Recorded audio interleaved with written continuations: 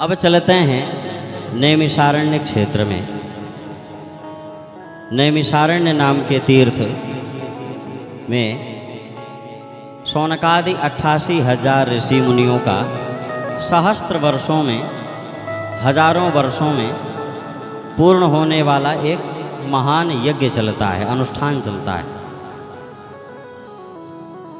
चलते क्रम में एक दिन उन शौनकादि ऋषियों के बीच में श्री सूत जी महाराज का, ये शौनकादि ऋषि हैं कौन?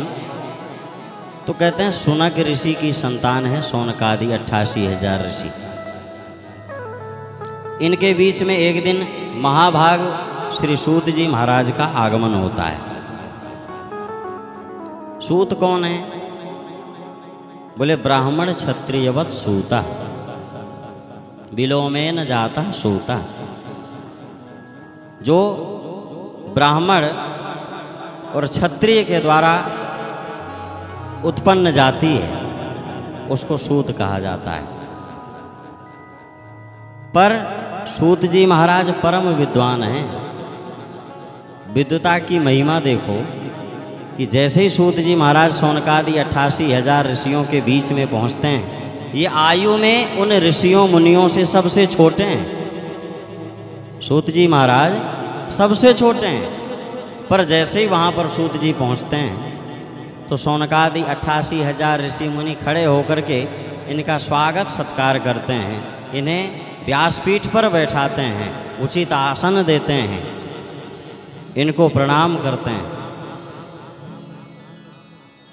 सूत जी महाराज ने पूछा, ऋषियों आप सभी हमसे आयु में बड़े हैं, फिर भी आप लोगों ने हमें ऐसे स्थान पर बैठाया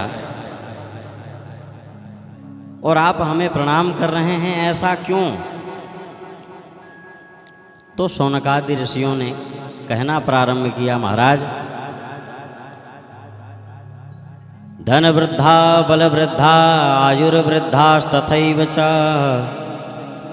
ते सर्वे विज्ञान वृद्धा च किंकिरा शिष्य किंकिरा। शौनकादि ऋषि कहते हैं, महाराज कोई धन में बड़ा होता है, कोई बल में बड़ा होता है, कोई आयु में बड़ा होता है, पर हम तो सबसे बड़ा उसी को मानते हैं जो ज्ञान में बड़ा होता है। थोड़ा आप शांति बना करके बैठो, क्या समस्या है भाई?